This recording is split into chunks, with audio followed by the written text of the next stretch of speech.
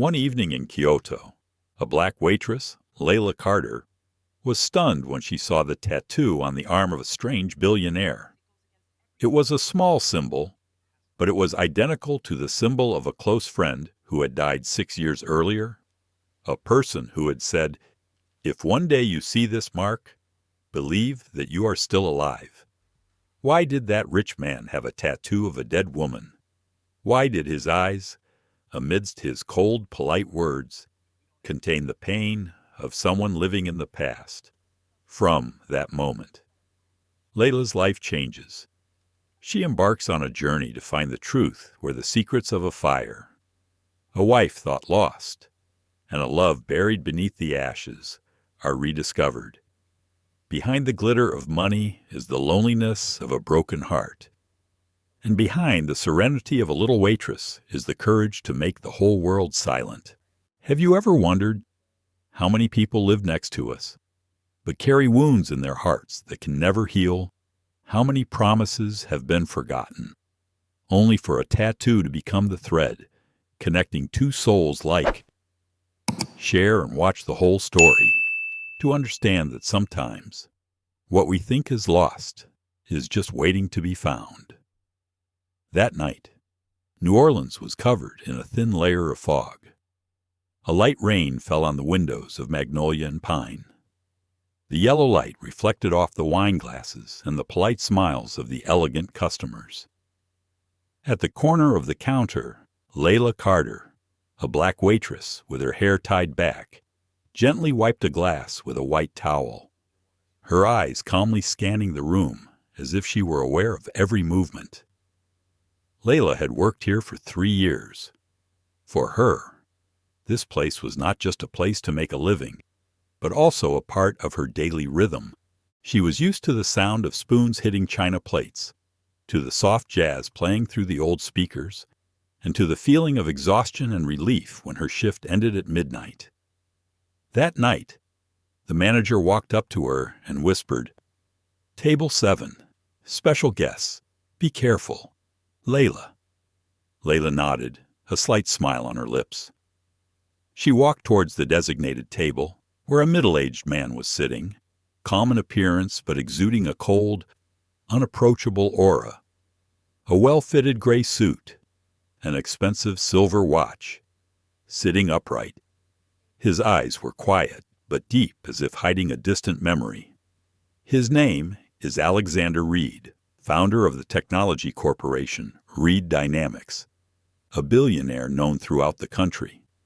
That man once appeared on the cover of Forbes magazine, was once dubbed a lone genius after his wife died in the fire in Tokyo in 2018. And now, here he was sitting in a quiet corner of a city that was already too noisy with saxophone music on the street.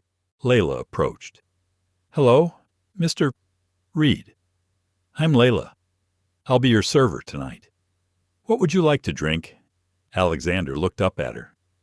His voice was low and soft, as if he had just learned to speak after years of silence. "Red wine, the kind she found suitable for a rainy evening like this." Layla nodded. The answer surprised her a little. Not everyone let the waiter choose their wine. She poured the wine, tilting the bottle so the crimson liquid flowed evenly, then held the glass up to him.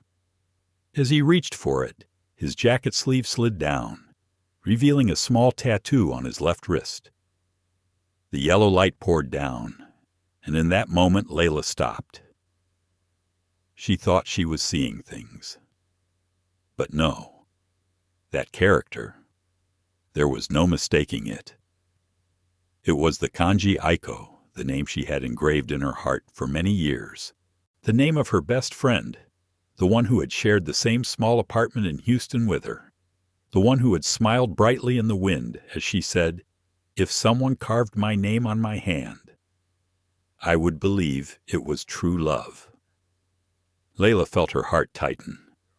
She stared at the tattoo, as if the world stopped around her as the symbol glowed. Alexander took the glass, not noticing her gaze. He raised it, inhaled deeply, and took a sip. His face was calm, but there was emptiness in his eyes, the emptiness of someone who had grown accustomed to solitude. Layla tried to regain her composure. She took a step back, smiling politely. "Enjoy your meal, Mr. Reed?" Her voice trembled slightly, though very slightly, as she turned away. Layla's heart was pounding so hard she could hear her own pulse. Every step she took felt heavy, as if memories from 10 years ago were flooding back. The image of Aiko, a Japanese girl with short hair and a voice as soft as the wind, appeared in her mind. They had worked together in a charity project for immigrant children. Aiko spoke awkward English, and Layla taught her how to pronounce each word. The two became close, sharing every meal, every story, every dream about the future. Then one day, Aiko said she had to return to Japan to work on a cooperation program with an American businessman. She said he was kind, mature, and she believed they could build something beautiful. Aiko smiled and said the last words to Layla. "If everything goes well, I'll send you a wedding invitation with the character Aiko, my name on it, as promised." But the card never came, only a letter with the news she had died in a big fire. Layla cried for 3 days. Now, the man before her, Alexander Reed, carried that character on his hand. Coincidence, or fate, Layla didn't know, but her heart began to pound. As Alexander stood up to leave the restaurant, he smiled slightly and placed a tip on the table. His voice was hoarse. "Thank you for the wine. You have good taste." Then he left. Layla stood, watching him disappear into the rain. Outside, the water droplets falling on the shiny metal pavement reflected the faint image of the man with the tattoo on his wrist, a memory resurrected after years of hiding. She knew, tonight, sleep would not come easily. The next morning, New Orleans warmed after the overnight rain. Sunlight streamed through the windows of Magnolia Pine, illuminating the gleaming wooden tables. Layla walked in, wearing the same worn brown apron she wore every day. Everything was the same: the clink of knives and forks, the murmur of conversation, the smell of roasting coffee in the air. But inside her, something was different. The image of the man with the tattoo still haunted her from last night. She told herself it was probably just a coincidence, but then she couldn't forget the way the light fell on his wrist, making the symbol stand out painfully clearly. The manager informed her that Alexander Reed had a reservation for tonight at table 7. Layla trembled slightly at the news. She didn't understand why he had come back. Maybe he liked the quiet here, or maybe fate was testing her. When the clock struck 7, Alexander appeared. He walked in with a relaxed demeanor, but his eyes held a deep sadness. Everyone in the restaurant watched him, perhaps because of his reputation, but Layla saw differently. She saw the weariness in his eyes, the kind of weariness that only those who had suffered great loss could understand. Layla approached and said softly, "Hello, Mr. Reed. Same wine as last night?" Alexander looked up, his ash-gray eyes flashing with a hint of tenderness. "Do you remember I still remember my customer, Sarkanchim, sir?" He smiled slightly, a ripple of a smile that was gone. "I would like Southern-style roast beef and white wine tonight. What do you think?" Layla nodded. "A perfect choice." As she turned away, Alexander added, his voice soft but clear, "Thank you for not asking about the tattoo last night." Layla stopped, her heart pounding. Had he noticed her gaze? "I didn't mean," she was about to say, but he raised his hand to stop her. "It's okay. Everyone was looking, but you were different. You looked as if you understood." The words made Layla choke. She bowed her head and walked away, leaving him sitting alone with his drink.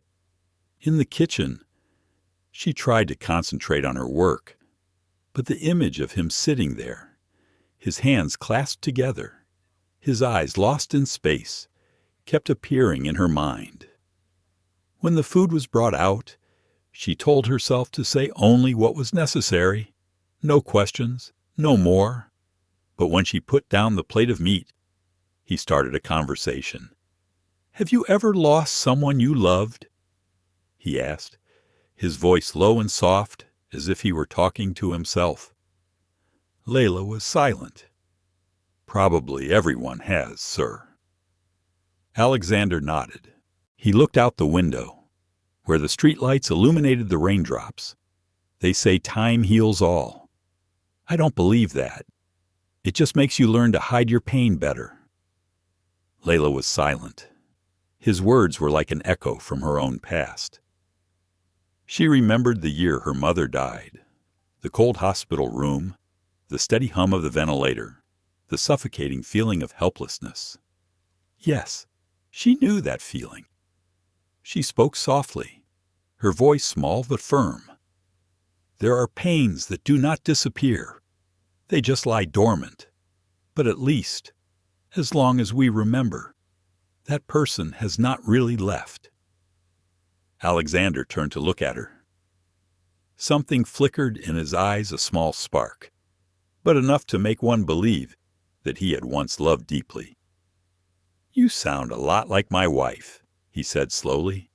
"She once told me, love never dies. It just changes form." Layla tried to smile, but her heart felt like it was being squeezed. "She sounds like a wonderful woman." Alexander nodded, then raised his wrist, looking at the tattoo. "I got it after she died. A Japanese character. I was told it means eternal love." Layla clenched her hands in her apron. She looked at him, her lips trembling slightly. And you believe that he smiled. A smile that was both self-deprecating and painful. "I want to believe, because if I don't, I have nothing left to hold on to." The air was silent. Only the sound of jazz music echoed from the corner of the room. An old song, sad and warm. Layla stood there for a moment, then nodded slightly. "Thank you for sharing." I believe she still heard.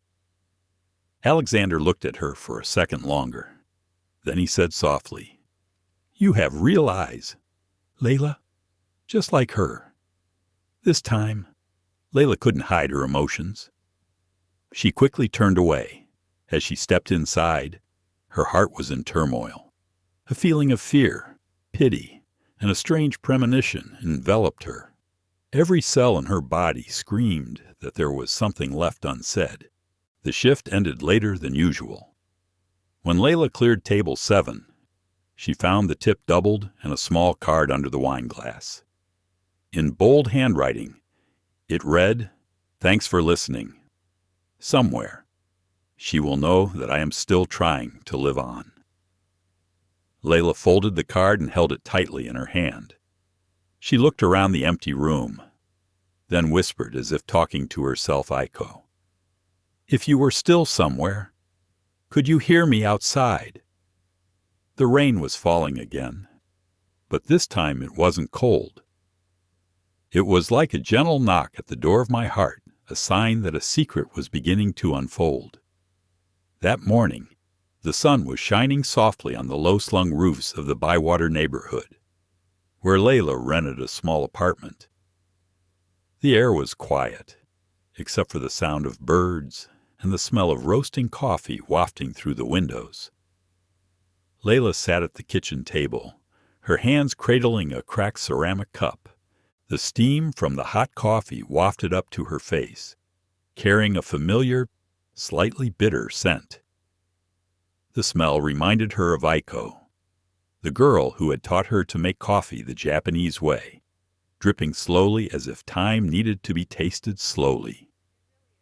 "Don't rush, Layla." Aiko laughed. "Everything tastes better when you wait." Layla closed her eyes. The image was clear: 2 girls in a small Houston kitchen, laughter mixed with the smell of burnt bread. They had worked together at a community center for immigrants, spending their evenings teaching English to children. Layla had always been the strong one, Aiko, the gentle, patient one. They complemented each other. One summer afternoon, Aiko told me that she was about to receive an invitation to go to Tokyo to work on a joint project with an American businessman. "He's a good man." "Layla," she said, her eyes shining with confidence. "He doesn't just want to build a company. He wants to help people live better lives." Layla remembered joking that day. "I hope you don't fall in love with him." Aiko smiled, placing her hand on her chest. "If you do, I'll leave some mark to let you know." Then Aiko was gone, leaving behind only a few photos and an unsent postcard. Then came the terrible fire. That was where things stopped. Layla opened her laptop and searched for the news about Alexander Reed Tokyo fire. She reread the old lines, "American tech billionaire's wife died in Tokyo hotel fire." Her body was badly burned, and she could only be identified through her belongings. The keepsake was the necklace that had the word Aiko written on it. Layla's hand trembled. She remembered that necklace clearly. Aiko wore it every day. So was that woman really her? But why was she called by another name in the newspapers? Yuki Reed. Layla leaned back in her chair and closed her eyes. Everything was spinning. Part of her wanted to believe it was just a coincidence, but the other part, where memory and intuition met, kept whispering that something was wrong. That afternoon, Layla visited her mother at the nursing home in Uptown. Mrs. Carter was sitting in the yard, wearing a hand-woven scarf, smiling when she saw her daughter. Layla sat down next to her mother and told her a few stories from her day. "Did you dream about your Japanese friend again?" she asked, her eyes bright though weak. Layla was startled. "How did you know every time I have something on my mind? I make drip coffee. That coffee always keeps my mother awake." They both laughed, but then her voice dropped. "Do you think that sometimes the dead are still around?" Layla looked at her mother's hand, the thin veins showing. "I think so. But what if they want us to know something? Then you must be brave enough to listen." The words were like a needle that pierced Layla's heart. She understood what her mother was saying. Perhaps it was time to face the question she had been avoiding for so long. That evening, when Layla got home, she opened the old drawer. Inside was a small wooden box containing Aiko's mementos, a photo of the two of them at the fair, a few pieces of paper with recipes written on it, and a yellowed note.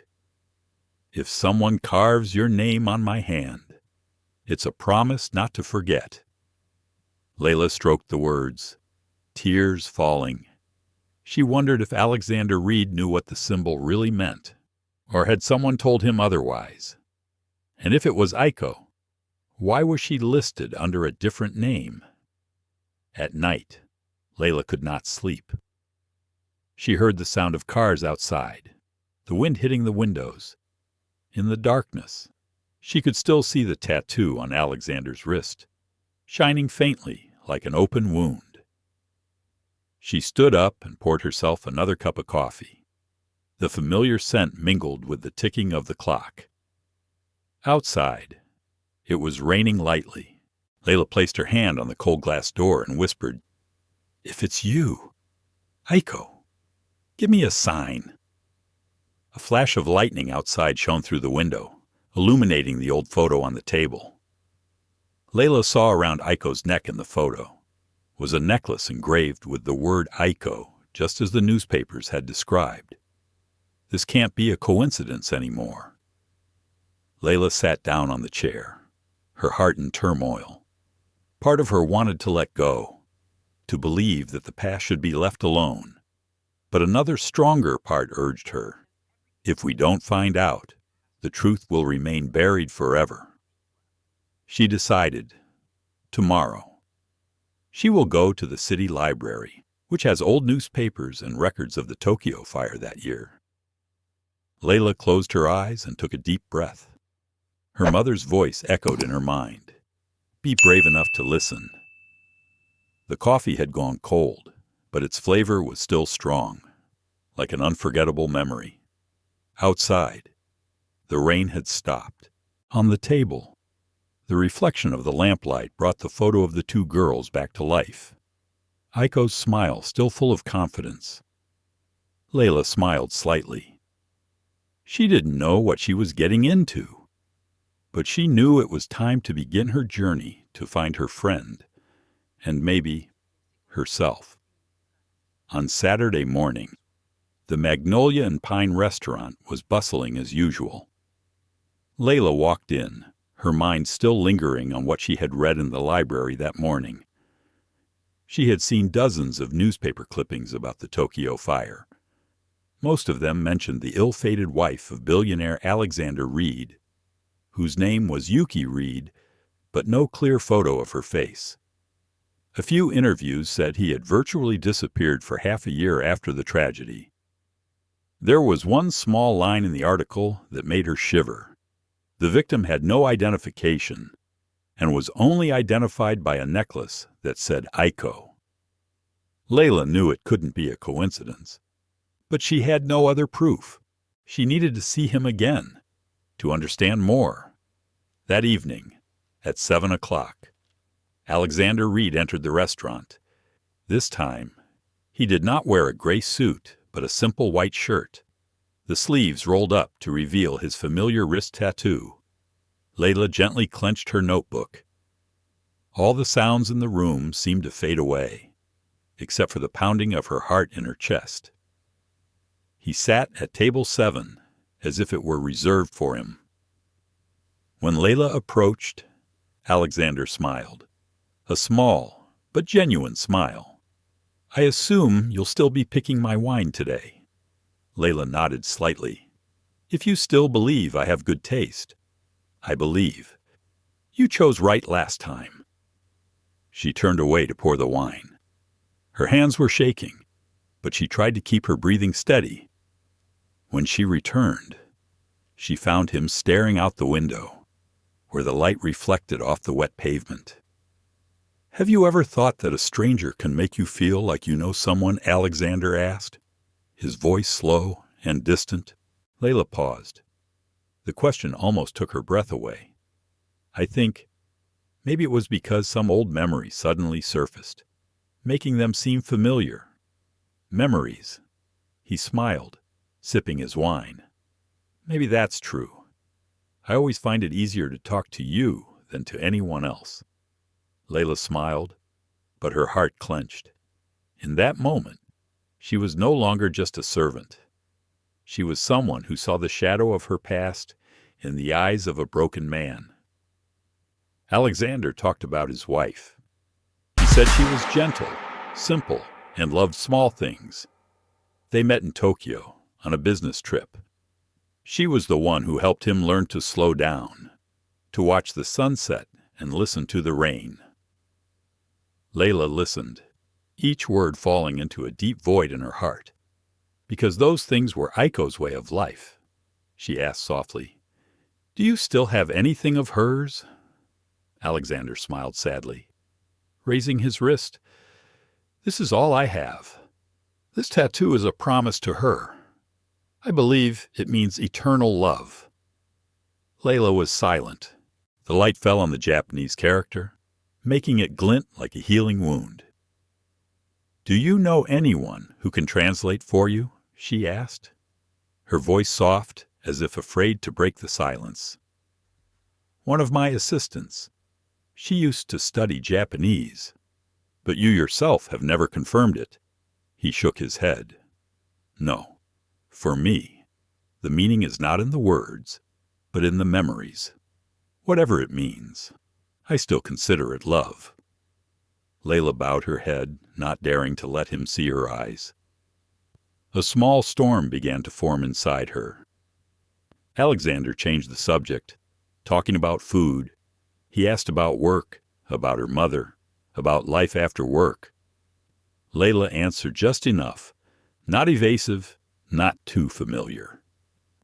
A strange silence formed between them, not exactly comfortable, but not unfamiliar either. As dinner was almost over, Alexander raised his head and asked, "Do you believe in destiny, Layla?" She was surprised. "It depends on the day. Some days I believe it. Other days I see it as just people's way of making excuses for things they don't understand." He chuckled. "I used to think like you. But after losing someone I loved, I started to believe that there are people sent to help us continue living, even if it is just a short conversation." Layla didn't know how to respond. His voice was slow, but there was something very real about it. She sensed his loneliness, and strangely enough, it made her feel more pity than fear. As he stood up to leave, Layla suddenly said, "Mr. Reed, if there has been any misunderstanding, do you want to know the truth?" Alexander turned back.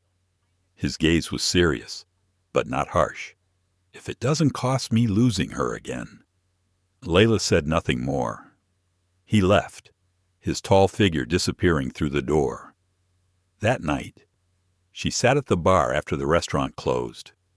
Only the dim light and the wind blowing through the cracks in the door remained. She opened her phone and searched through old photos of Aiko. In one, Aiko was smiling, with a tall man behind her, only half of his face visible. Layla zoomed in. Even though the photo was blurry, she recognized it. Those eyes, that nose. It was Alexander. Her heart clenched. There was no doubt about it. Aiko and Alexander had been together. But why had her name changed to Yuki? Who had changed it? And for what reason? Layla sat there for a long time, until the last lights in the restaurant went out. Outside, the rain began to fall, cold, sticky, and heavy. She looked up through the window. The rain ran down the glass, as hazy as the things in her heart that were yet to be clarified. She knew the road ahead would be full of risks, but she could no longer turn back. There were things that, no matter how painful, had to be said. She took a deep breath and said softly, as if promising herself, "I will find out the truth. Aiko, for you, and for him." The next morning, Layla woke up with a heavy feeling. She had dreamed of Aiko, a dream so real that when she woke up, she could still hear her old friend's soft laughter. In the dream, Aiko stood in the middle of a sunny field, raising her hand as if to say something, but her voice was lost in the wind. Layla tried to listen, only to hear two words, "Don't be afraid." She sat up, cold sweat on her forehead. The image of last night's photo kept replaying in her mind, the blurry but clear image of Alexander with Aiko. She had printed it out and put it in her coat pocket. Today she intended to meet him, not as a servant, but as a man with questions from the past. Before leaving home, Layla called her mother. "Mrs." Carter's voice rang out warmly. "Are you okay?" "Layla, I'm fine. Mom, I'm just trying to clear some things up. Don't let fear stop you from searching. Daughter, sometimes the truth hurts, but it frees." That statement made Layla feel more confident. It was a light rain in the afternoon. When Layla arrived at the restaurant, she learned that Alexander had reserved a table not for dinner this time, but for a chat. The manager was a little surprised, but did not ask further. Alexander arrived early. He didn't have his usual cold expression. Instead, his face softened somewhat, as if he were ready to open up. He invited her to sit down. "I know you have something to say. Last night, when you asked me about the truth, I thought a lot." Layla sat down, still clutching the pocket where the photo was hidden. "I'm sorry if I've bothered you, but there's something I think you should know." Alexander nodded slightly. "Go ahead." Layla placed the photo on the table. The paper was wet from the rain. The corners of the photo were slightly blurred. He looked down, momentarily stunned. "This is—" He touched the edge of the photo. "Her. My wife. But," Layla said softly, "the person in the photo, her name is Aiko, not Yuki. She used to be my best friend." The room seemed to freeze. Alexander looked at Layla for a long time, then slowly shook his head. "Impossible. She is Japanese. I met her in Tokyo. She said her name was Yuki." "I know, but her real name is Aiko. We lived together in Houston before she went to work for your company. I recognized her from her necklace and your tattoo." Alexander was silent for a long time. His eyes lingered on the image in the photograph. Aiko was smiling a gentle, vibrant smile. He ran his hand over the photo, as if afraid to make her disappear. "Aiko," he whispered, his voice choked. "She never told me anything about the past. I only know that. She always had a sad look in her eyes whenever she talked about her old friends." Layla bowed her head, feeling pain rising. "She didn't forget you. Before she left, she wrote me a letter. She said she found a man who made her believe in love, that if everything went well, she would send a card with her signature Aiko as promised." Alexander closed his eyes and took a deep breath. "She told me that if she could, she would like us to start over in America. But the fire took everything away. I couldn't even see her face one last time." His voice trembled. Layla saw his hand tighten. In that moment, she realized that behind the cold exterior was a man who had been lost for years. "Did you ever doubt that fire?" Layla asked, her voice low but firm. Alexander looked up, his eyes flashing with doubt. "What do you mean?" I read the articles again. The fire was said to have been caused by an electrical short circuit, but no one could find a clear cause. And there was one detail. The hotel staff said that there were 2 women in the same room before the fire. One of them left before the firefighters arrived. Alexander stared at her. "You said that. Maybe Aiko is still alive. I don't know. But if it's possible, would you like to find out?" He stood up, his eyes stopping on the tattoo on his wrist. His voice was hoarse. "If she is still alive, it means I have been living a lie all this time." Layla stood up too, facing him. "No, sir. It means you have a chance to know the truth and to forgive yourself." They were silent. The rain outside fell harder, as if trying to cover up what could not be said. Finally, Alexander nodded. "You're right. I need to know. If you were her friend, help me." Layla nodded slightly. "I will help, if you really want to find it. But we need to start with her last place of work, the joint project office in Tokyo." Alexander looked at her, his eyes filled with surprise and gratitude. "Are you willing to go with me?" Layla smiled slightly, her voice firm. "If Aiko is really alive, I will not let her be alone again." He looked at her for a long time, then said in a deep voice that Layla rarely heard, "Thank you. Layla, you are probably the only person brave enough to say this to me." "It's not bravery, sir," Layla replied softly. "I just owe her a promise." Their eyes met. In that moment, no words were needed. They both knew a new journey was about to begin, a journey to find the woman who connected them through pain and memory. That afternoon, the sky over New Orleans turned a silvery gray. The heavy clouds seemed to carry Layla's mood. She sat in a small café on the banks of the Mississippi River, facing the file Alexander had sent her. It contained copies of documents related to the Tokyo hotel fire, including police reports, witness lists, and several faded photos of the scene. Each photo sent a shiver down her spine. The room was almost completely burned. Only pieces of debris remained. But what caught Layla's attention most was the photo of the necklace engraved with the word Aiko. Alexander entered the cafe, wearing a long coat, his face still serious, but his eyes were different, something like determination, mixed with a bit of fragility. He put his coffee cup down on the table and sat across from Layla. "I contacted an old friend in Tokyo. He is a reporter who covered the fire that year. He said there were many details omitted from the official report." Layla nodded. "Which means this case might not be as simple as an accident." Alexander looked away.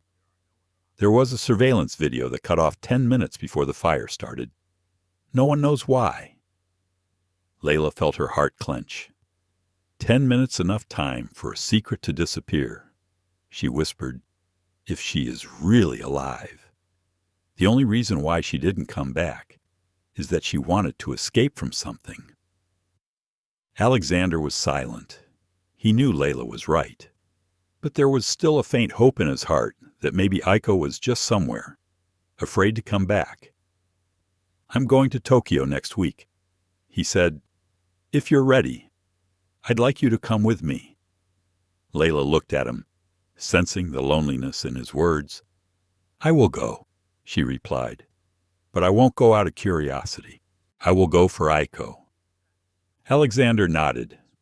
A silent trust formed between them, not through words, but through knowing looks. During the days of preparation, Layla did not sleep well at night. She cleaned out the closet, arranged everything neatly as if afraid that when she returned, everything would be different. Her mother held her daughter's hand and said, "When you go looking for someone, do not forget to look for yourself. Sometimes we carry pain that does not belong to us, but is the key to someone else's rest." Layla nodded and kissed her mother's forehead. She smiled gently, as if she already understood what her daughter was about to face. The day she flew to Tokyo, it was raining.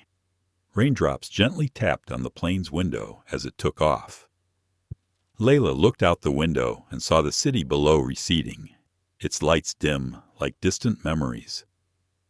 Alexander sat beside her, his hand clutching a notebook. She noticed that on the first page, he had written, "If there is another chance to love again, I will not be silent." The flight was 13 hours long.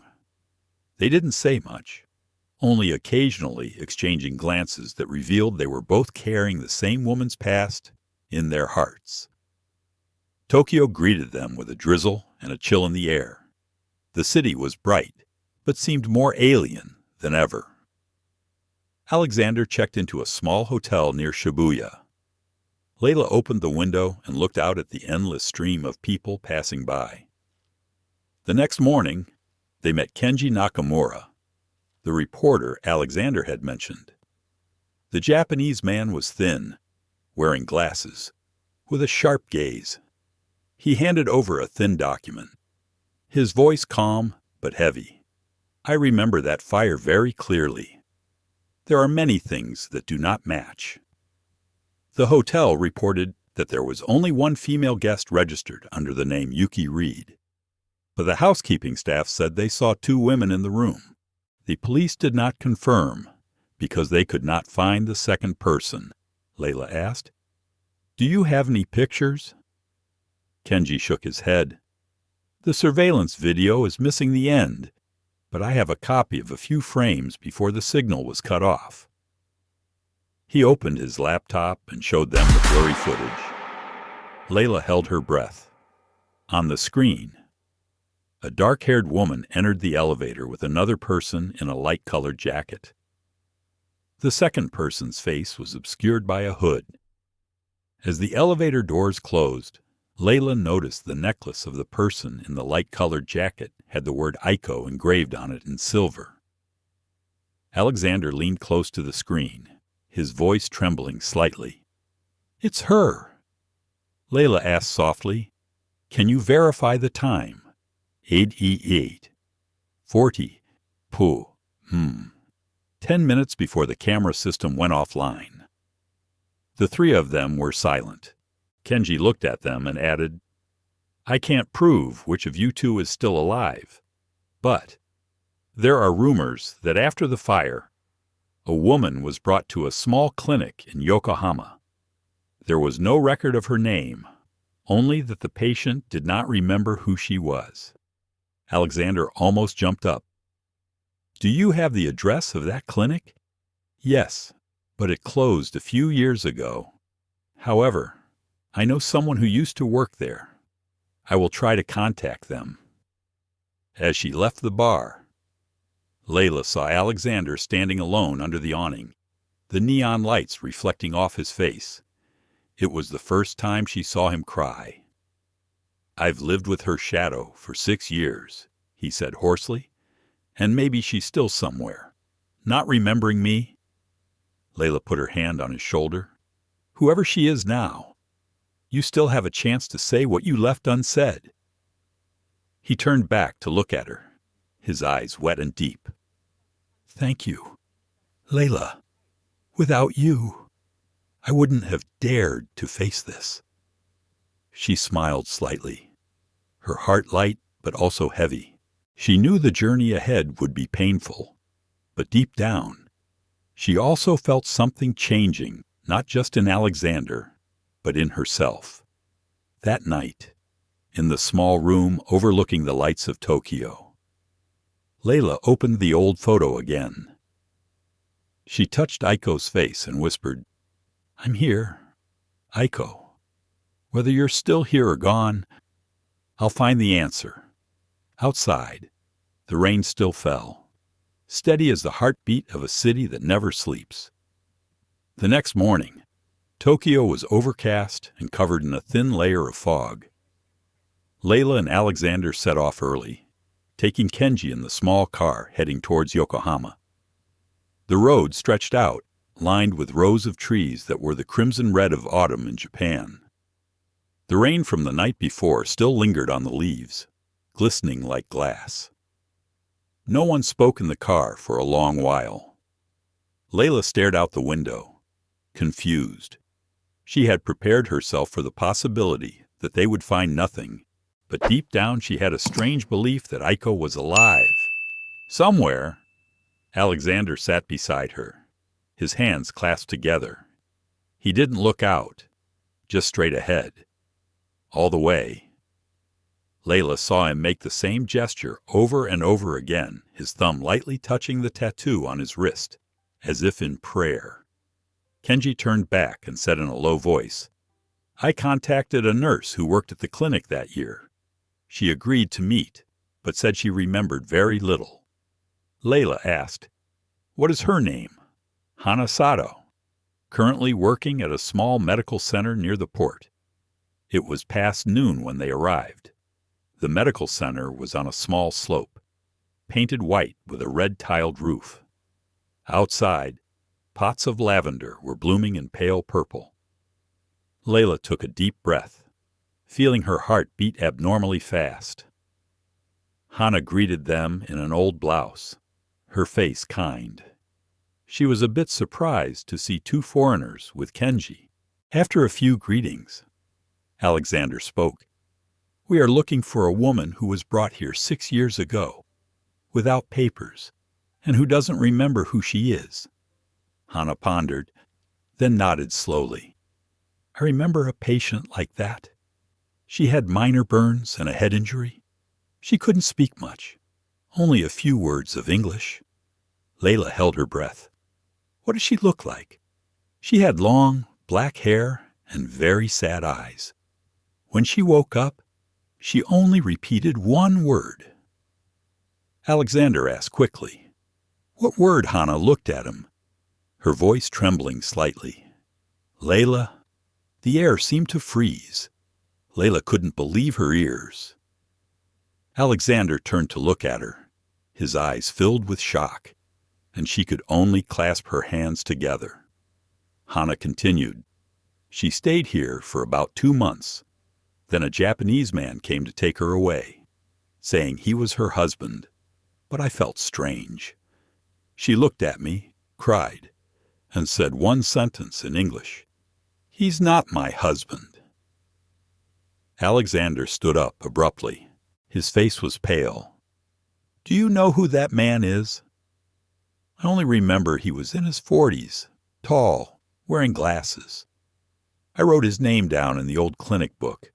Wait a moment." Hana went inside, leaving the three of them looking at each other in silence. Layla saw Alexander shiver slightly. He said, his voice choked, "She called your name. You are the last person in her memory," Layla replied, tears welling up in her eyes. "No, Mr. Reed. She hasn't forgotten you. Maybe she's just afraid. Afraid of what? Afraid he would get hurt. Afraid of some truth she couldn't tell." Hana turned back, holding an old yellowed notebook in her hand. She opened it and pointed to a page. "Here." The man signed Ryo Tanaka. Kenji immediately wrote down the name. "I can find him, but if he really took her, then she might be somewhere in this city." Layla looked at Hana and asked, "Did she say anything else before she left, yes?" She looked at me, then wrote 2 words on the paper, one in Japanese, one in English. "Home Aiko." Alexander put his hands on the table and bowed his head deeply. He whispered, "She is alive and still remembers my name."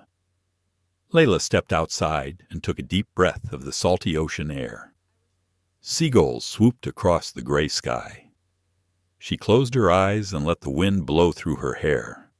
Something warm spread from deep within her heart. Not happiness, exactly, but faith.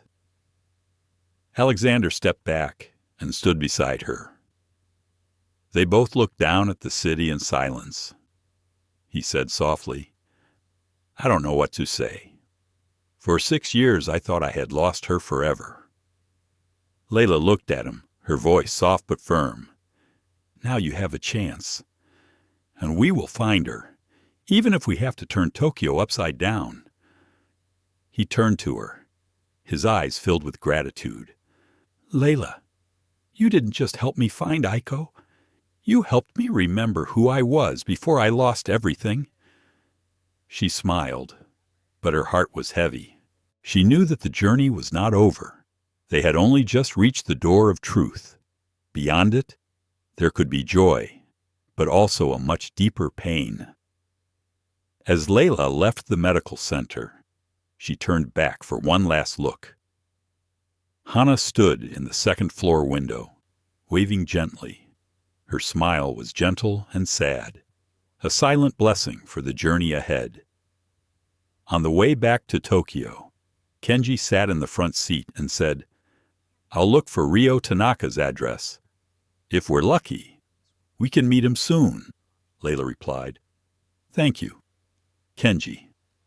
Alexander looked out, his eyes reflecting the shimmering streetlights. He spoke softly, as if to himself.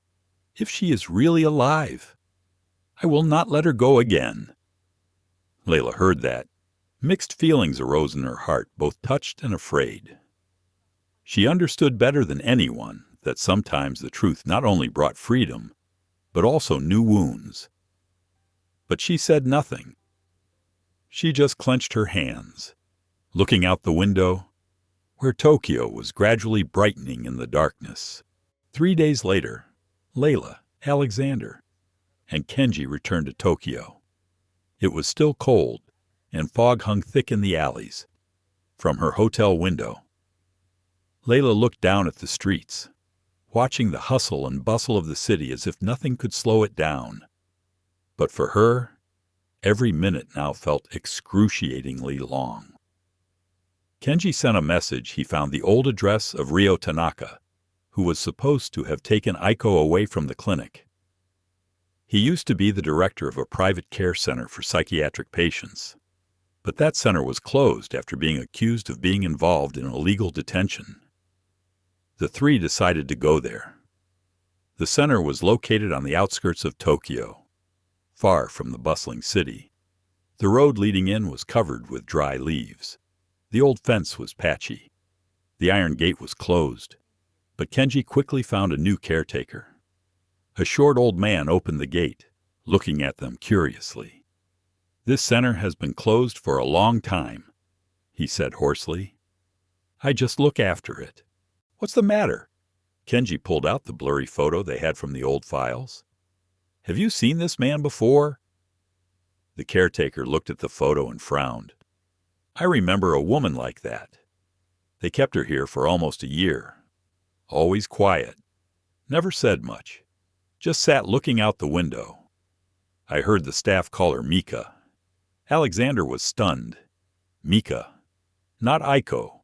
I don't know her real name," the caretaker replied, "but she has a small scar on her left temple, and she seems to be very afraid of fire. Every time someone burns incense, she trembles." Layla turned to Alexander. Her eyes were filled with certainty. It was her. Aiko had always been afraid of fire after our small kitchen caught fire and nearly burned down the apartment. The caretaker continued. "One day, she disappeared. They said she was moved to a safer place. But then the center was closed, and no one knew where she went." Alexander asked, "What about Ryo Tanaka? I never saw him again after that. Some say he moved to Okinawa, but I'm not sure." Layla thanked him and looked around the building. The wooden door was rotten, the window frame half broken. Inside, dust was thick and the smell of mold was everywhere. She walked slowly down the hallway, her heart sinking when she saw a small room with a window overlooking the garden. The old wooden chair was still there, and a few scraps of paper were still on the table. She picked up one that she could still read home. The words were written in shaky handwriting. She took the piece of paper and looked at Alexander. She was here, and she remembers. Alexander took the paper, his hand trembling. He said softly, almost to himself, "Why is she being kept here? Who would want to hide her?" Kenji said in a low voice, "Maybe Ryo Tanaka knows something. He used to have business relationships with some people in the medical industry. If Aiko knew something, he might have taken advantage of her." Layla felt a chill run down her spine. She imagined Aiko, her gentle friend, who always believed in the kindness of others, trapped in this small room, alone, afraid, not knowing who she was. She felt angry, but her anger was mixed with a deep sadness. As they left the building, it was pouring rain. Layla followed behind, looking back at the small room once more. She thought she saw Aiko sitting by the window, her face blurred by the rain. That evening, the three of them sat in a small restaurant in Shinjuku. The soft yellow light cast a shadow on the walls covered with old paintings. Alexander didn't eat anything, just sat silently staring at his cold tea. Kenji was scrolling through his phone, trying to find information about Ryo Tanaka. Layla whispered, "Mr. Reed, I know this is difficult, but maybe Aiko chose to leave for some reason. Maybe she thought you would be safer if she disappeared."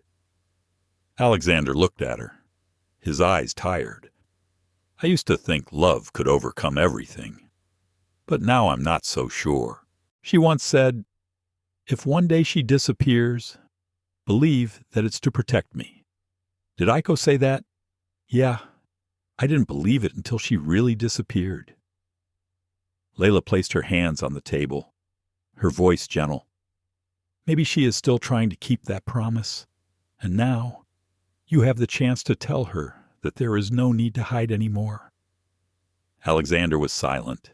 His eyes had a faint light, like a lost person seeing a distant light.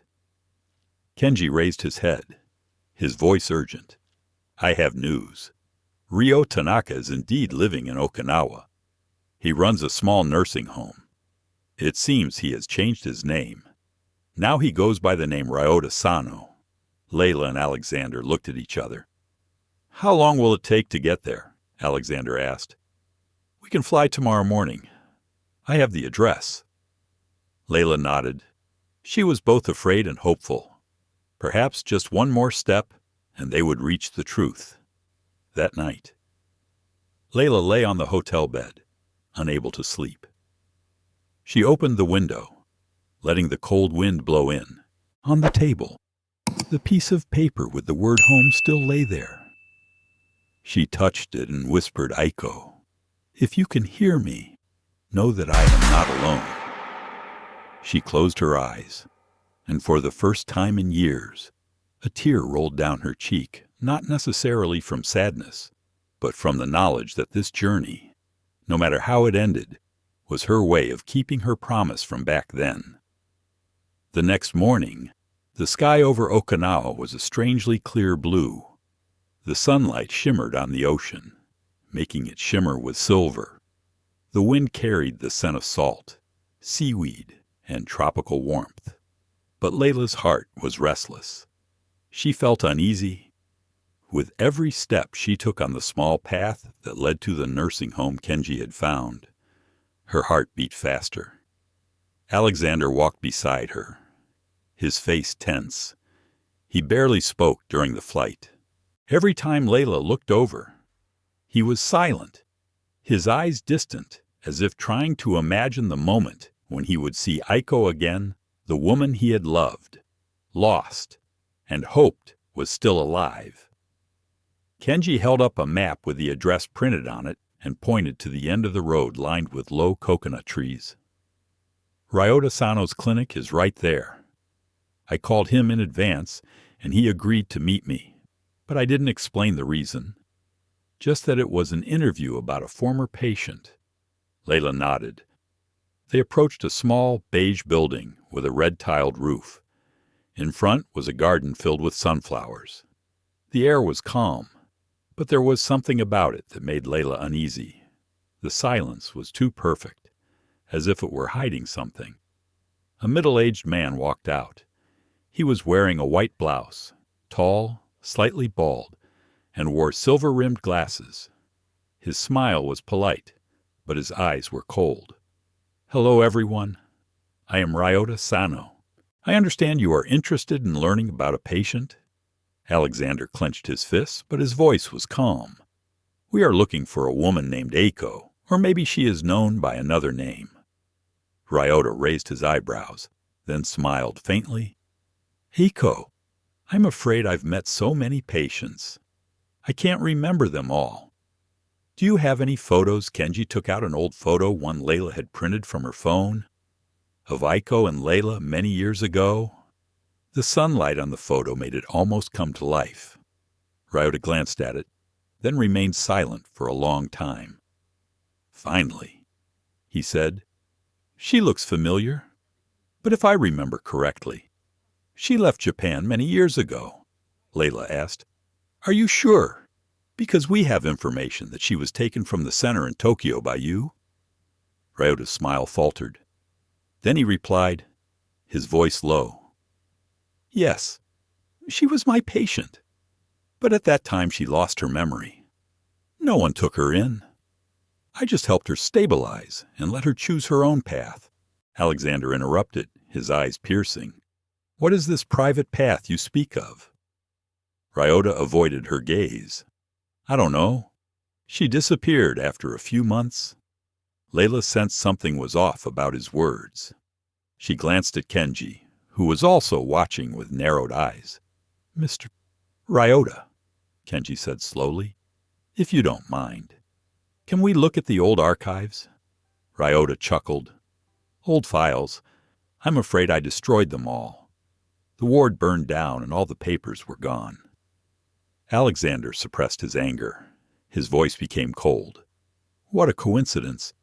Every place Aiko has been, there has been a fire. The atmosphere thickened. Ryota clenched his sleeves, then forced a smile. I think you are suspecting the wrong person. Layla took a step forward, her voice soft but firm. Mr. Ryota? Or should I call you Ryo Tanaka? The man's face paled. In an instant, the smile disappeared. He stood still, then laughed dryly. I don't know what you're talking about. Kenji took out his phone and showed a copy of the file signed Ryo Tanaka in the Yokohama Clinic book. This signature is yours. And here is the practice license with the name Ryota Sano, in the same handwriting. Ryota was silent. A flash of anger flashed in his eyes, but then he was surprisingly calm.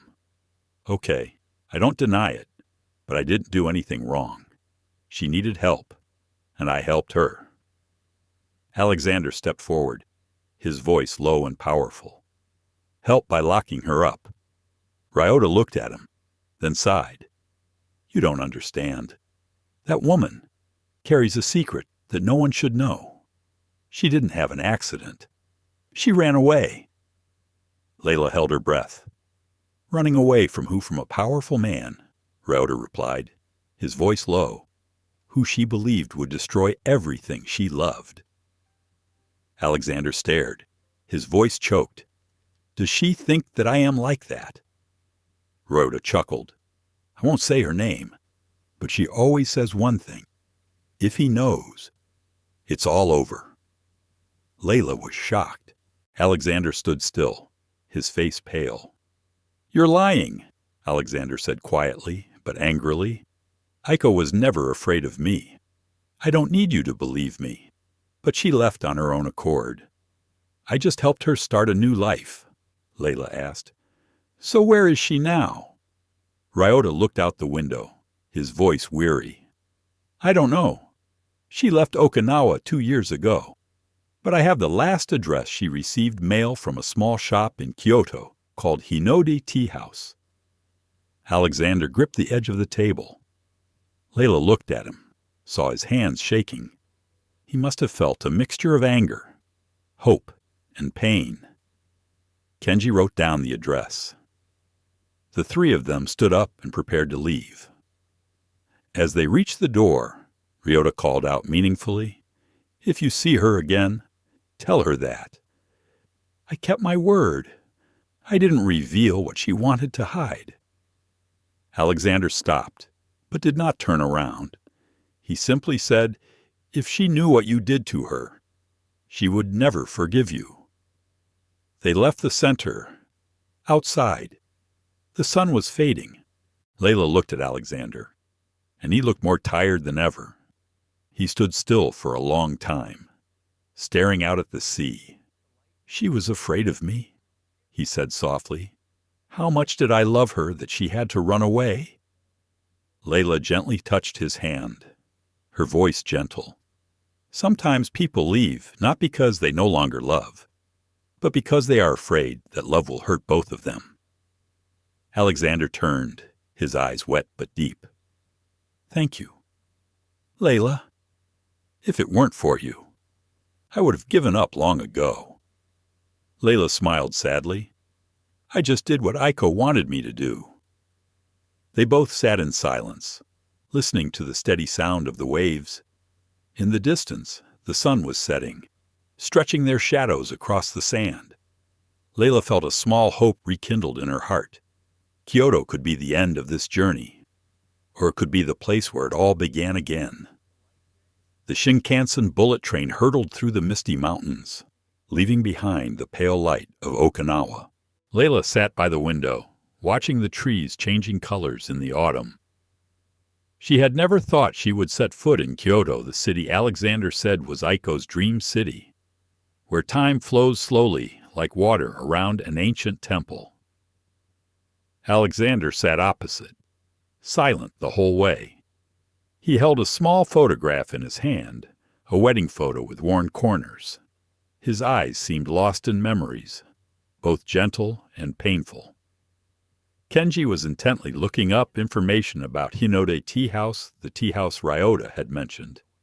I found it, Kenji said, breaking the silence. It's in eastern Kyoto, near Nanzenji Temple. The owner is Hina Mori, in her 30s. But I also found something strange. On the list of employees, there's a part-time woman named Mika Tsuji. Layla looked up, her heart pounding. That name, Mika, was what Aiko had been called in the psych center. "We'll be there as soon as the train arrives," she said firmly. It was dusk when they arrived in Kyoto. The atmosphere was different, peaceful, fragrant, with the scent of maple leaves and pine. The old streets were lit with red lanterns, and the sound of footsteps and wind chimes was mixed. Hinode Tea House appeared on a small stone-paved slope. Its old roof, black wooden walls, and sign written in delicate Japanese calligraphy. The scent of lotus tea wafted through the air. Layla stood in front of the door, her heart pounding. Alexander took a deep breath and pushed the door open. A small bell rang. Inside, warm yellow light shone on rows of wooden tables and tea cabinets. A Japanese woman with her hair tied up stepped out to greet him. "Hello, sir." "What would you like?" Kenji bowed and asked. "Excuse me, is there a person named Mika Tsuji working here?" The woman hesitated slightly. "Mika-san, she isn't coming today," Layla asked quickly. "Is she still working here?" "Yes, but she's been off for a few days. I think she's planning to move somewhere else." Alexander trembled slightly and asked, "Is she still in the city?" The woman looked at them, as if she knew something. She sighed. "I don't know for sure, but this morning she stopped by to pack her things and left me a letter. She said, if anyone asked about Mika, to give them this letter." Layla looked at Alexander. The landlady turned and took out a small brown envelope from a drawer. On the corner was handwritten, "Layla Carter." Layla froze. Her hand shook as she took it. Alexander saw her name on the envelope, and his eyes widened in shock and emotion. Layla opened the letter. The smell of old paper mixed with the scent of tea wafted over. The soft, slanted handwriting, it was Aiko's. "Layla, if you're reading this, it means you've made it this far. I'm sorry for worrying you. I'm alive, but I'm no longer the Aiko I once was. There are things I can't say. People have died because of that truth. I had to disappear, but you, Layla, are the reason I keep a part of my memories. If you ever meet Alex, don't let him find me. He deserves a more peaceful life than living in this ghost of the past. Tell him I've always loved him. I just don't have the courage to stay."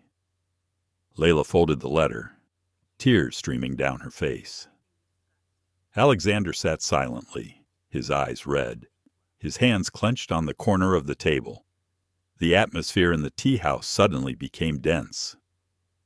Kenji bowed his head and said in a low voice, "She knew you would come." Layla nodded slightly, and she knew Alex would come along. Alexander stood up and walked out of the inn, gasping for breath. Layla hurried after him. He stopped halfway up the slope, the lantern light falling on his tear-stained face. "She still loves me," he whispered. "But why hide? I am ready to forgive, ready to welcome her back." Layla touched his shoulder lightly.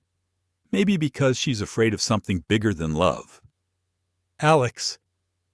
He looked at her. His voice choked. "I don't want to live with maybes anymore. Layla, I need to know. I must know." Layla looked down at the letter in her hand. At the bottom corner was a small line written in Japanese she didn't understand the meaning.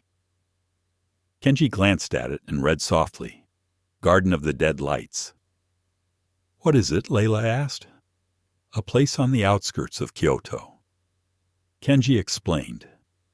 "A small abandoned garden where people used to place old lanterns after the Obon festival. People believed that this was where the souls of the deceased returned to see the world for the last time. Layla looked at Alexander. "Maybe that's where she wants you to go." Alexander took a deep breath, his eyes shining in the night mist. "Then we will go, even if it is just to say goodbye. I still have to see her one more time." Layla nodded, her heart clenched with both hope and fear. Aiko's words kept echoing in her mind, not the Aiko of the past. Does the friend she once knew, once laughed with, once hugged, still exist? Or has that woman disappeared forever, leaving only this fragile memory like a last ray of light in the misty Kyoto night? The Kyoto night was colder than Layla had expected. The narrow path leading to the garden on the edge of town was narrow and winding, lit by a few paper lanterns left over from the festival. The lights inside swayed as the wind blew, casting long shadows on the steep slope. Kenji walked ahead, looking at the map as he spoke. This garden used to belong to an old temple. People no longer came here because they thought it was a place of wandering souls. But now only a few old people occasionally come to burn incense. Alexander walked behind, his steps heavy. Layla walked beside him, silent. She felt the cold seeping through her clothes, but her heart was burning. She knew that tonight would be the end of their journey, and perhaps the place where all the unsaid things would have to be faced. As we approached the garden gate, the wind picked up, carrying with it the scent of dry grass and rotting wood. An old wooden sign tilted, its Japanese writing half hidden, half visible. Hinode Garden, where the light rests. Inside, hundreds of old lanterns hung. Some were still burning. Most had gone out, leaving only their bare bamboo frames. The scene was both beautiful and sad, as if the entire starry sky had fallen and died here. Layla stopped, her eyes scanning the quiet space. She heard light footsteps ahead. A slim figure, dressed in a long beige coat, stood under the bright red maple tree. "Aiko," Layla uttered, almost just a breath. The woman turned back. Her black hair was long and flowing, her face thinner than before, but still unmistakably gentle. Her eyes gleamed with a quiet light, mixed with a hint of confusion. When she saw them, Alexander walked slowly forward. Each step seemed to weigh 6 years of pain. "Is it really you?" Aiko looked at him, tears falling immediately. She said softly, her voice trembling, "Alex, I didn't think you would come here." He stopped a few steps away from her. The weak lantern light reflected off his face, deepening the wrinkles at the corners of his eyes. "I have been everywhere. For the past 6 years. I have not lived. I only existed to find you." Aiko bowed her head. "I left a mark, knowing that one day you wouldn't stop. But Alex, you shouldn't be here. There are things, if you knew, you wouldn't be able to forgive." Layla stepped forward. Her voice choked Aiko. "If you still consider me your friend, don't hide it anymore. We've both gone to the end." Aiko turned to Layla, her eyes filled with pain. "I miss you, Layla. You're the only one I want to see again. But the truth, it's not that simple." Alexander took another step forward. "I don't need the truth if it scares you. I just need to know. You're alive, and you're still the one I love." Aiko shook her head, tears falling. "You don't understand. That fire that year was not an accident." Both Layla and Alexander were stunned. What Alexander asked, his voice hoarse. "Someone did it on purpose. I know about it. And that person is your partner. They wanted to get the formula for the bioenergy project that you and I developed together." I found out. But when I tried to report it to the police, they chased me. That night, I was locked in a hotel room. Layla clenched her fists. So how did you escape? Someone helped me, Ryo Tanaka. He said he would protect me. But then, he locked me up, drugged me, and made my memory blurry. All I remember is Layla. Alexander was shocked. He took a step back, his eyes blurred with tears and anger. God, I blamed you wrongly. I thought you died because of carelessness. I tortured myself for 6 years. Aiko stepped forward and placed her hand on his. Don't blame yourself. Alex, I just want you to live. If you knew I was alive, you wouldn't have stopped. You would have faced those people again. Layla interrupted, her voice firm. But things are different now. They will pay. Mr. Ryoto or Ryo Tanaka has said too much. Aiko shivered slightly when she heard that name. He's still alive. Yes, and he said you hid to protect Alex. Aiko closed her eyes and sighed. Maybe he wasn't entirely wrong, but it's all over now. I just want peace. Alexander looked at her, his voice choked. You call this peace? Hiding, living anonymously, working in a small tea shop, looking at your reflection in the mirror without daring to admit your real name. Aiko did not reply. The wind blew harder, making the lantern shake, creaking and groaning. Layla stepped closer, placing her hand on her friend's shoulder.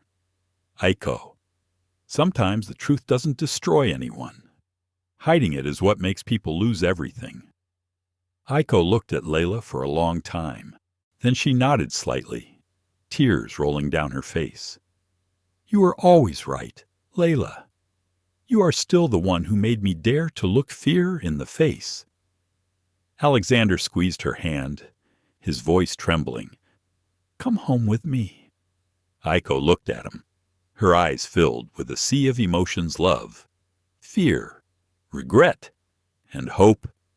Home, she whispered. I don't know where home is anymore. Home is where someone is waiting for you, Alexander said hoarsely. And I've waited long enough. Layla had to turn away to hide her tears.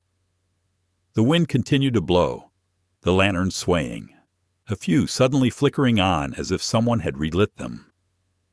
The three of them stood there, in the garden of dimmed lights, for a moment as if time stood still. The dim light illuminated Aiko's face, making her look like she had just returned from another world. Not a ghost, but someone who had just come back to life after a long, dark dream. The next morning, the mist still hung thick around the old buildings of Kyoto. The temple bells rang out in the distance, deep and deep, as if waking the sleeping city. Layla woke early, standing on the porch of the small house they had rented for the night. She looked out at the garden where they had met Aiko the night before, now a hazy space, shrouded in mist. Aiko was making tea in the kitchen. Her movements were slow and calm, but Layla could clearly see the fatigue in her eyes. It seemed that after meeting Alexander again, she had let go of a burden, but had also brought with her a new fear. Alexander sat at the table, his eyes never leaving Aiko. His gaze was filled with a mixture of joy, love, and pain. Every time she passed by, he seemed to want to say something, but held it back.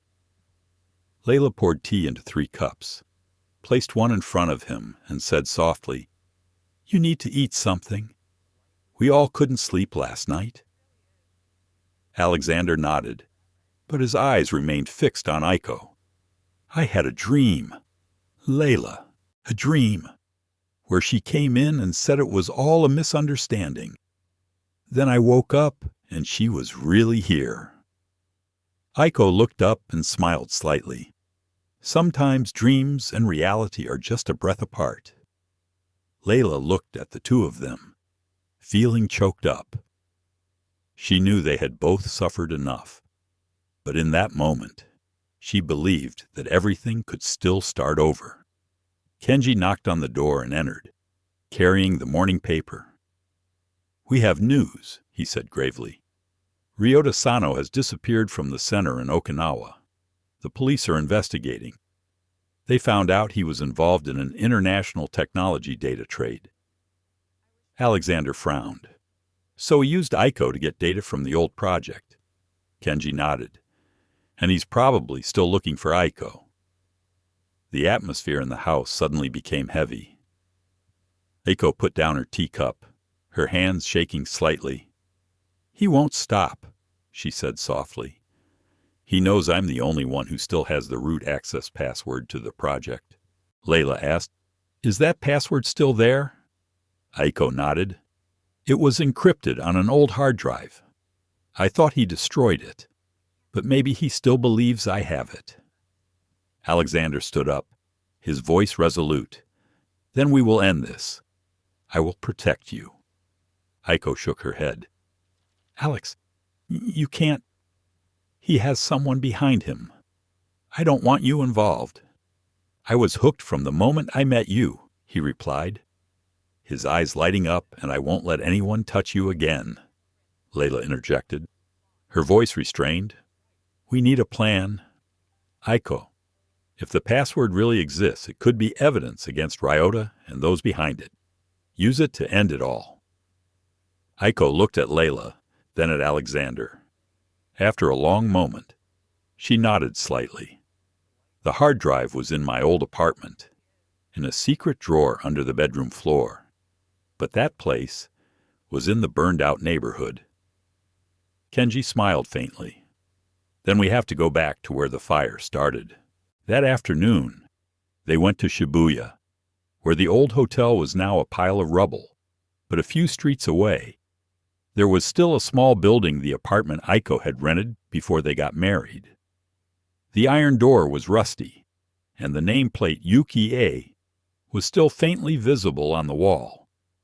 Aiko stood in front of the door for a long time, her hand shaking slightly as she inserted the key. When the door swung open, the smell of dampness and old ash filled the air. Everything inside was covered in thick dust, as if no one had set foot inside in years. She knelt down, lifted the old carpet in the bedroom, and tapped it lightly on the wooden floor. There was a small click sound. Layla helped her lift the board. Beneath it, a small metal box lay neatly, covered with a thin layer of dust. Aiko opened it. Inside was a shiny black hard drive, still sealed. She picked it up with trembling hands, when suddenly, footsteps echoed in the hallway. All three jumped. Kenji gestured for silence and stepped out to look through the crack in the door. A man in a dark coat was approaching, walking slowly but surely. "It's him," Kenji whispered Ryota Sano. Aiko stepped back, eyes wide. Alexander pulled her behind him. "It's okay. I'm here." The door was pushed open. Ryota appeared, his face pale, his lips pressed together. "I told you not to interfere," he said hoarsely, his eyes cold as steel. "You don't know what you're holding." "Aiko." Layla stood in front of Aiko, her voice firm. "She understands better than anyone. And now, you will be arrested." Kenji pulled out his phone and called the police. Ryota noticed and rushed forward to grab the hard drive. Alexander blocked the attack and the two of them fell to the floor. The small room echoed with the sounds of hitting and gasping. Aiko shouted, "Stop!" "Ryota, you don't need to do that," Ryota roared. "It's all your fault. If you hadn't intervened, I could have saved that project from the capitalists." Layla pulled Aiko back, just in time as Ryota rose up, pulling a small knife from his pocket. But Alexander grabbed his wrist and pushed him away. The knife fell to the floor, rolling away with a metallic clang. Police sirens blared from outside. Ryota turned his head quickly, realizing it was too late.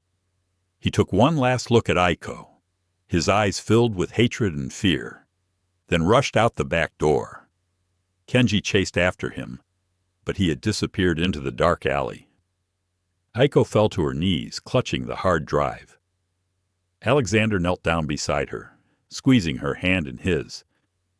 "Are you okay? I'm fine." She choked. "But maybe this is the end."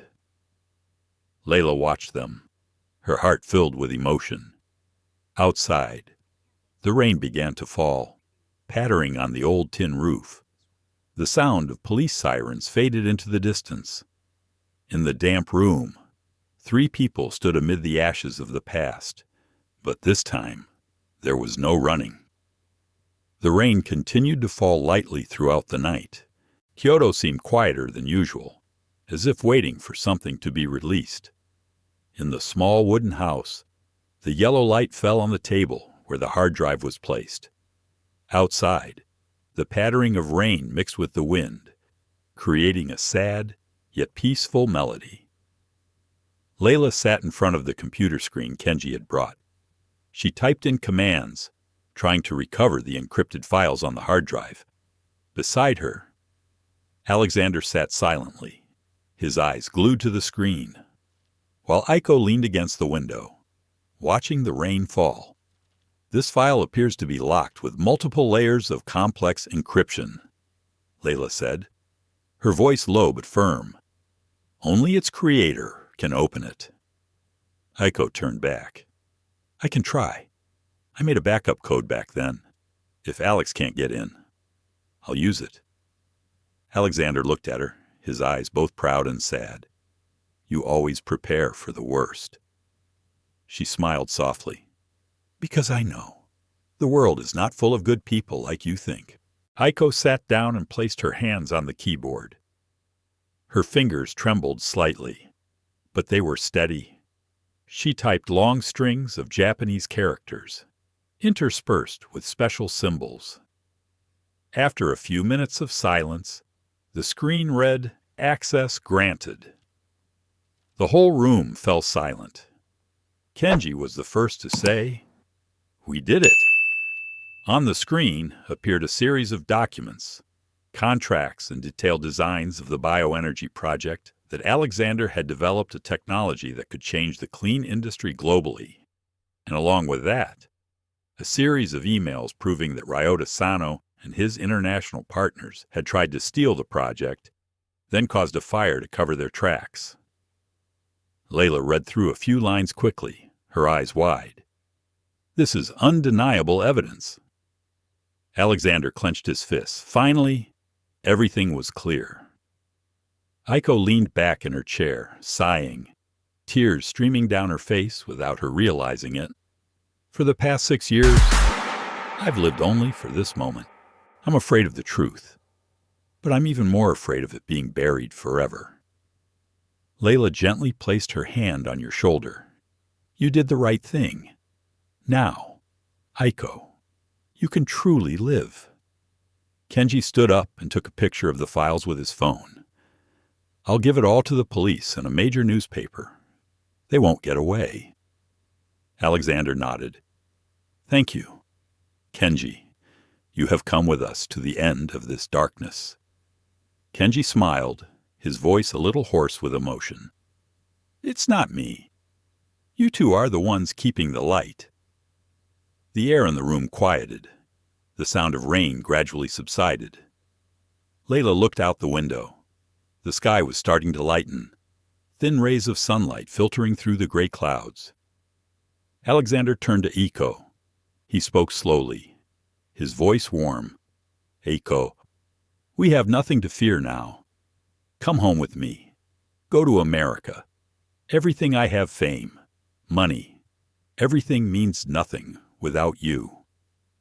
Aiko was silent. The morning light shone on her face, making her seem to be standing on the boundary between the past and the present.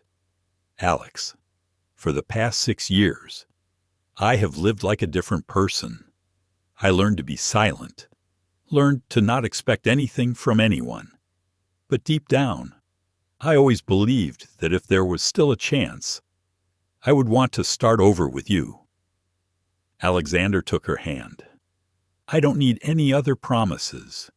Just today." Layla looked at them, a warm feeling spreading through her heart.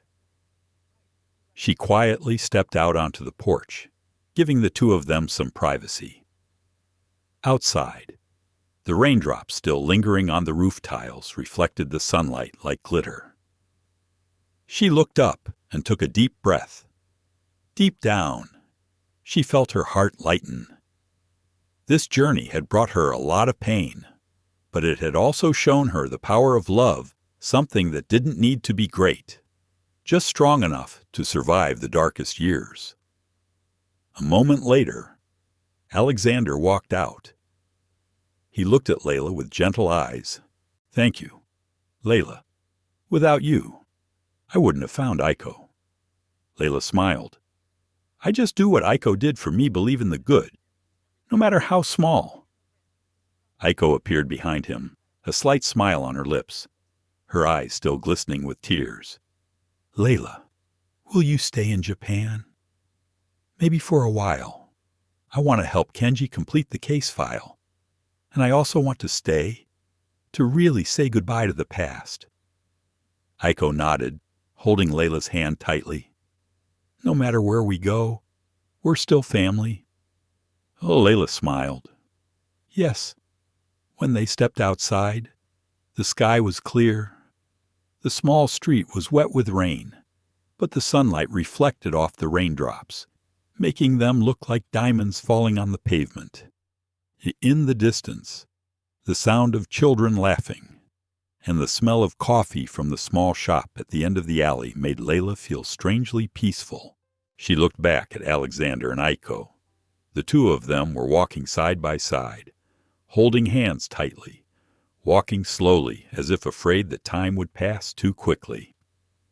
And in the early morning light, they were no longer lost people, but two souls who had just found their way home after a long storm. Layla smiled. She knew the journey wasn't over, for life had no real endings, only new beginnings, but at least today, the light had returned. News of the international conglomerate scandal spread like wildfire.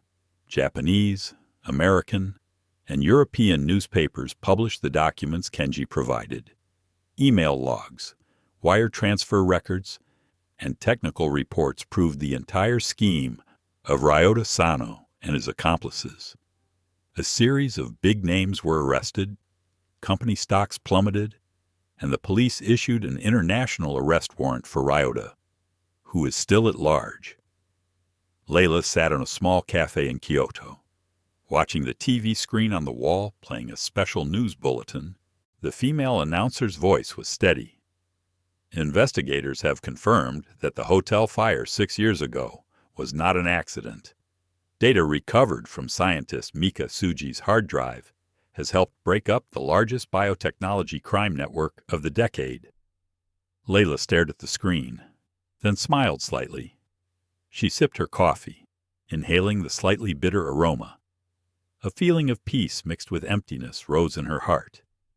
6 years, a journey of pain, was now over.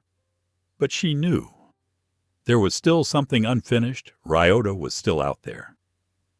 The door to the cafe opened and Kenji walked in, his jacket drenched in rain. He sat down across from Layla and placed his camera bag on the table. "The police have just received a report. Ryota was seen in Osaka." Layla raised her eyebrows. "Is he planning to flee the country?" Kenji nodded. "Maybe. He used to have an underground network to help transport illegal technology. A cargo ship is leaving tonight, destined for Vladivostok." Layla was silent for a moment, then said slowly, "I will go." Kenji looked at her, surprised. "What did you say? I'll go with the police?" "Ryota must be brought to justice. He owes Aiko. He owes Alexander, and he owes everyone who died in that fire." Kenji looked at her for a long time, then nodded slightly.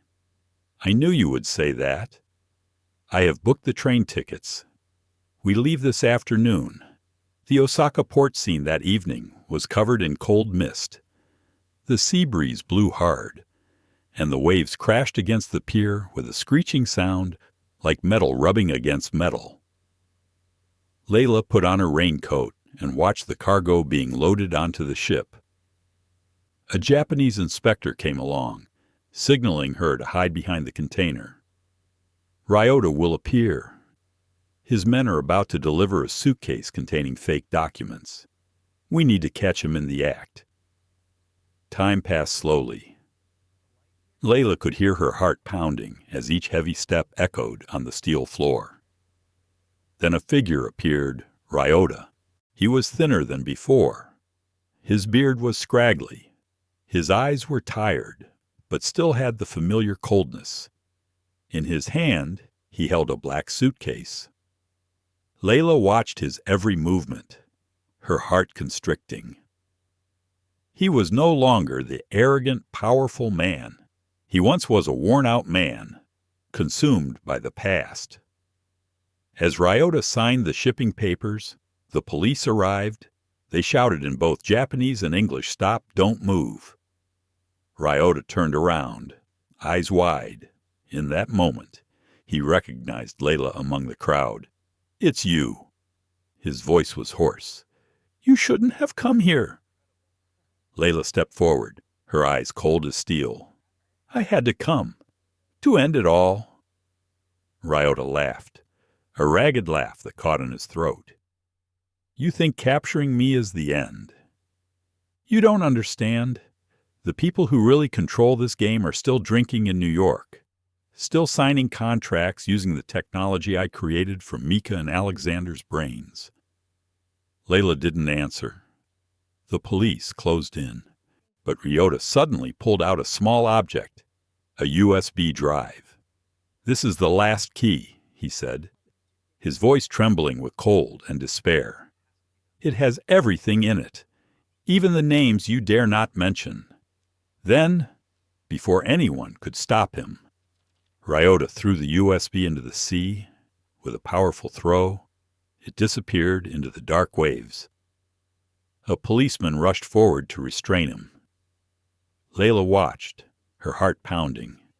In the yellow light, Ryota's face was swallowed by darkness. He turned back, looked at her one last time, his eyes empty. "You may win today, but you will never understand why I did all this. This world is not for those who truly believe in ideals." Layla was silent. She couldn't say anything, because somehow she understood from that sentence Ryota wasn't entirely evil.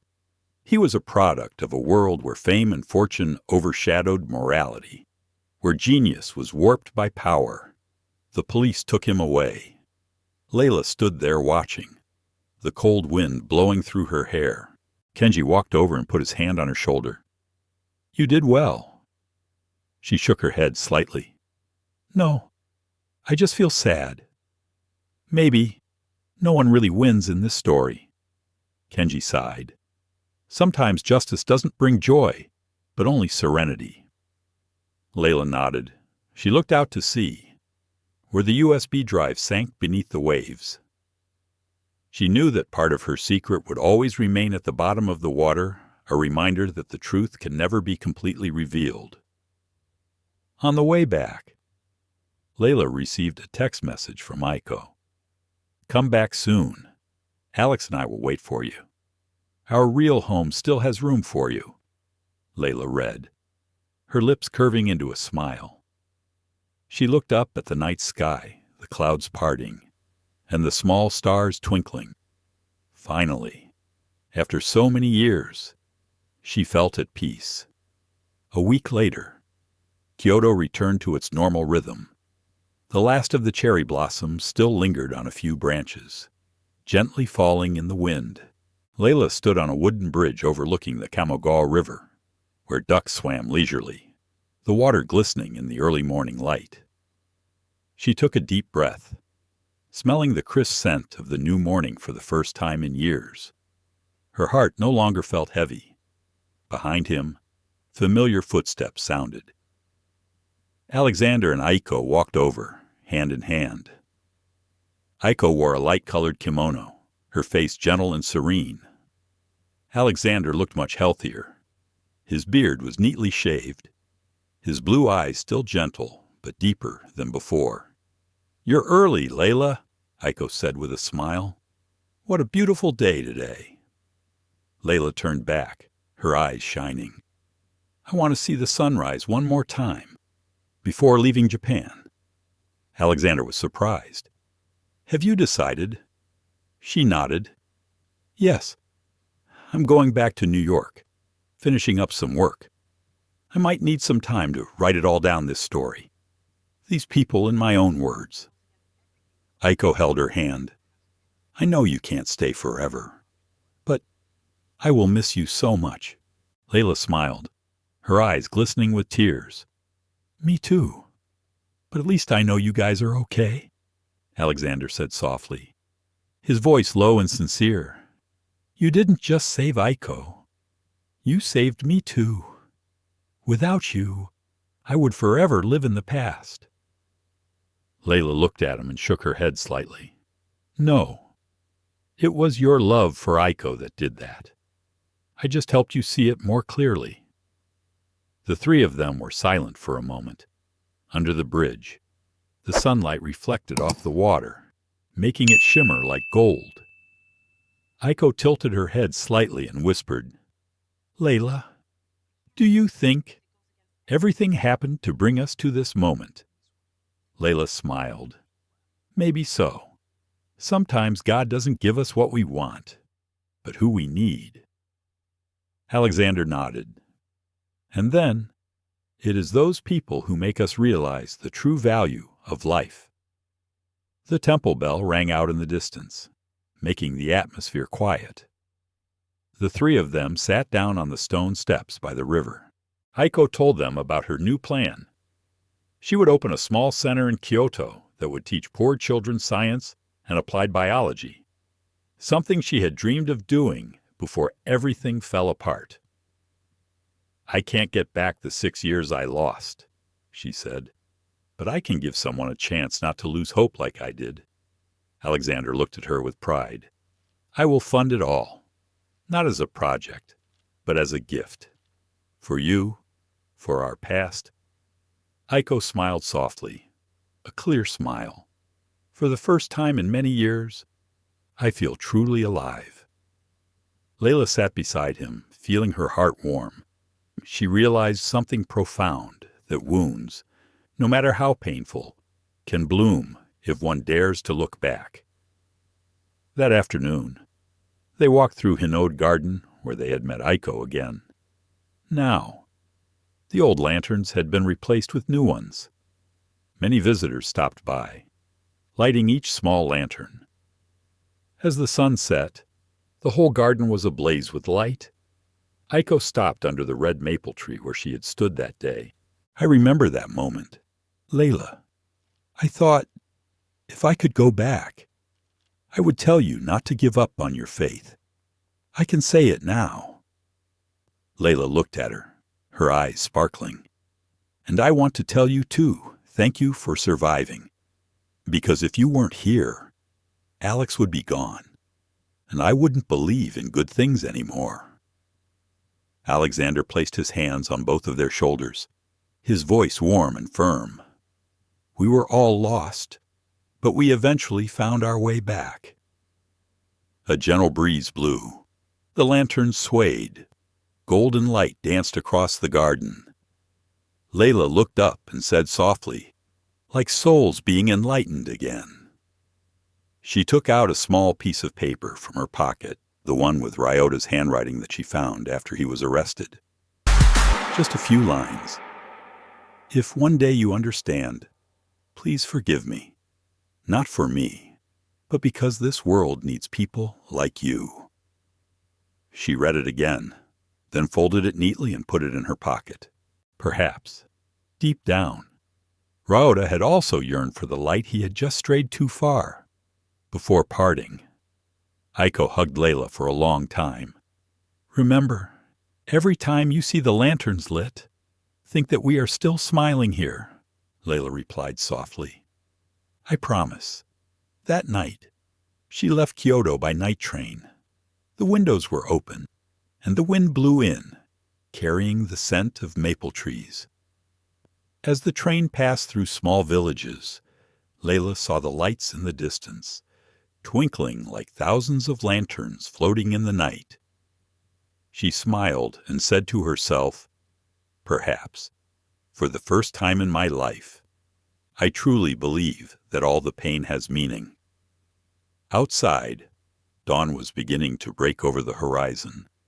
A new chapter was unfolding, and Layla knew the light belonged not just to her, but to all who had ever walked through the darkness. 1 year later, New York in early spring is still cold, but the morning light pouring through the glass windows of high-rise buildings makes the city seem to be waking up from a long sleep. On the 32nd floor of a small newspaper office, Layla Carter sits at her desk, next to a cup of cold coffee and a thick manuscript. On the cover are the words, "The Light Beyond the Ashes." She stopped at the last page. Reading the lines she had just typed, "No one can extinguish the light of a soul, only put it to sleep. But one day, somehow, that light will find its way back." Layla let out a small sigh. A feeling of both peace and regret crept into her heart. That book was everything she had witnessed the journey from darkness to light, of Alexander, Aiko, and herself. The office door opened. A woman with dark hair and a gray coat walked in, Aiko. She had the same smile, the same eyes, but now she looked stronger than ever. "Layla," she called warmly. "I flew in last night. The center in Kyoto is doing great. The kids miss you so much." Layla stood up and hugged her. "I missed you too." Aiko looked around, her eyes lighting up when she saw the manuscript on the table. "Are you done?" "Yeah," Layla smiled. "I've been writing for 6 months, not just to tell the story, but to understand why it all had to happen." Aiko was silent for a few seconds. She looked out the window, where the sunlight shone in, illuminating the brightly lit glass buildings. "Perhaps it is because we need loss to learn to appreciate what remains." Layla nodded. "Yes, and to know that forgiveness is not forgetting, but choosing to live without resentment." The door opened again. Alexander entered, his bearing still imposing, but his eyes gentler. In his hands he held a carefully wrapped bouquet of dried cherry blossoms. "I think you'll like them," he said. "They're from Kyoto." Layla received the bouquet, moved to tears. "Thank you." Aiko turned to her husband. Taking his hand naturally, Alex wanted to see with his own eyes the book that saved us. Alexander smiled. "Actually, you're the one who saved us all." "Layla." She shook her head. "No, I'm just helping to relight the lamp you two built." The three of them sat by the window, the morning light shining on their faces. Outside, New York was changing. People were bustling, cars were noisy, but in that small room, it was a strangely peaceful world. Aiko took a small photograph from her bag, a picture of the restored Hinode garden, lit with lanterns and laughing children. I kept my promise. Layla. Every night, the children would light their own lanterns, each one telling a story, a thank you to someone who had helped them. Layla looked at the photo, her eyes filled with tears. "It's beautiful. Aiko, that's where it all began and where it ended." Alexander said softly, "No, that is the beginning of better things." The three of them were silent. A long moment, with only the sound of wind and cars outside. Then Layla smiled, turned on her computer, clicked and sent the manuscript to the publisher. There was a small ding. "There," she said. Light After Ashes had completed its journey. Aiko gently touched her shoulder. And then, someone will read it, see themselves in it, and find a reason to live on. Layla looked at her. Her voice choked. That's what I want most. That afternoon, they walked around Central Park together. The lake was calm. The leaves were turning a bright green. Children were running around, laughing. Layla felt light-hearted as she watched Aiko and Alexander walk together. Aiko, she called you, once said, if there is an afterlife. What do you want to do? Aiko smiled, squinting at the sunlight filtering through the trees. I want to be a light. Small, but enough to show the way to someone who is lost. Layla nodded and whispered, You did it. A gentle breeze blew, and the dried cherry blossoms in Layla's bouquet flew up, swirling in the air before falling onto the lake. The sunlight shone on the water, making it sparkle like gold. Aiko smiled. Alexander squeezed her hand gently. Layla looked up at the sky, saw white clouds drifting by, and for a moment, she thought she saw the silhouettes of the lanterns from years ago, floating across the ocean, from Kyoto all the way here. She closed her eyes and whispered like a prayer. Thank you for living. Thank you for forgiving. And thank you for believing in the light. That night, Layla returned to her small apartment, opened the window, and looked down at the street. Below, the yellow lights shone like countless stars. She played the old music Aiko had sent her, then sat at the table, writing the last line in her diary, If anyone asks. I will say that, once, I met people who dared to go through the darkness to rekindle the light, and they taught me that every soul is a lamp, no matter how weak. It is enough to warm the whole world. She smiled and closed the book. Outside, the city was still glowing, as if reminding her that this journey was not really over. It had just begun, in another form, where good stories continue to be told. In life, we often carry scars. No one can see old wounds, broken promises, and people we've lost along the way.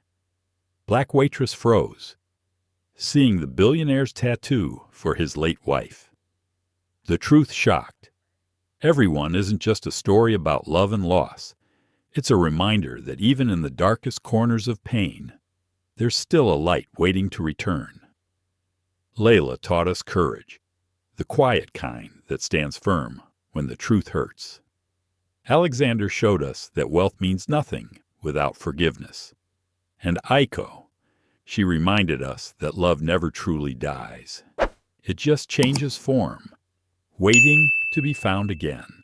If you've ever loved, lost, or waited for someone to come back, this story is for you. Because sometimes, healing doesn't mean forgetting. It means remembering without fear. Let this be your reminder tonight. No matter how broken life feels, there's always another sunrise waiting for you somewhere, somehow. Thank you for watching, for feeling, and for believing in stories that heal. If this touched your heart, please like, share, and subscribe to our channel so more people can find hope again, just like Layla, Alexander, and Aiko did, because every story deserves to be heard, and every soul deserves a second chance at light.